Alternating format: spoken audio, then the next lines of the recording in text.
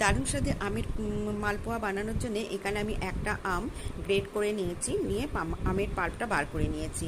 এদিকে একটা বড় বাটিতে কিছুটা কাজু ভেঙে নিয়েছি, 1 কাপ আমের পাল্প নিলাম, 1 কাপ সুজি নিলাম, হাফ কাপ নিয়ে নিলাম গুঁড়ো দুধ, আপনারা চাইলে লিকুইড দুধও নিতে পারেন, আর 2 চামচ চিনি দিলাম, দিয়ে অল্প একটু মৌরি গুঁড়ো দিলাম, অল্প একটুখানি নুন দিলাম, দিয়ে যে কোনো মিষ্টি জিনিসে নুন দিলে ভালো লাগে টেস্ট।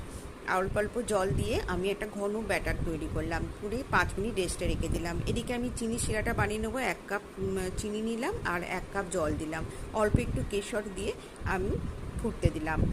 চিনিটা মেল্ট হয়ে গেলেই আমি গ্যাসটা বন্ধ করে দিলাম। 5 মিনিট পরে আমি ওই ব্যাটারের মধ্যে 2 চামচ দিয়ে দিলাম ময়দা, দিয়ে ভালো করে ব্যাটারটা ফেটিয়ে নিয়ে আমি 1 হাতা করে তেলের মধ্যে, গরম তেলের মধ্যে দিয়ে দিলাম, দিয়ে আমি এইভাবে মালপোগুলো ভেজে রসে ফেলে দিলাম। দেখো কত সুন্দর হয়েছে, খেতে অসাধারণ।